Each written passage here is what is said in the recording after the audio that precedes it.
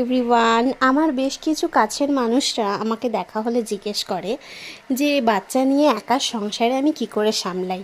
তবে সবকটা দিন সমান যায় না বলে রাখছি, কারণ কিছু কিছু দিন আমার বাচ্চা বেশ ঘুমায় ভালো, খায় ভালো, নিজের টাইম টেবিলটা মেনটেন করে।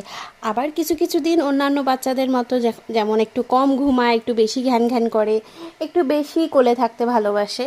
তা সেরকমই দিন হচ্ছে আজকের দিন, যেটা হচ্ছে গিয়ে মেয়েটা আজকে আমার একেবারেই তার নিজের রুটিন কিছুই ফলো করছে না, সবসময়তেই একটু কান্নাকাটি করছে। আসলে 6 মাসের যে ভ্যাকসিনটা থাকে, যেটা প্রাইভেট থেকে নিতে হয়, সেই ভ্যাকসিনটা ছিল আগের দিন, আর সেটারই হয়তো একটু আধটু রেস্ট তার মধ্যে আছে। তো যাই হোক, ওকে আমি দোলনায় বসিয়ে দিয়ে আমার কিন্তু লাঞ্চটা স্কিপ হয়ে গেছে, কারণ মেয়েকে রাখতে গিয়ে আমি লাঞ্চ করতেই পারিনি। তাই সন্ধেবেলা একটু চিকেন পকোড়া করে নিলাম। এই চিকেনের ম্যারিনেশনটা সবসময় আমার ফ্রিজে থাকে, আমার যখন যখন ভালো লাগে আমি বের করে 2-4টে ভেজে নিয়ে চা দিয়ে খাই।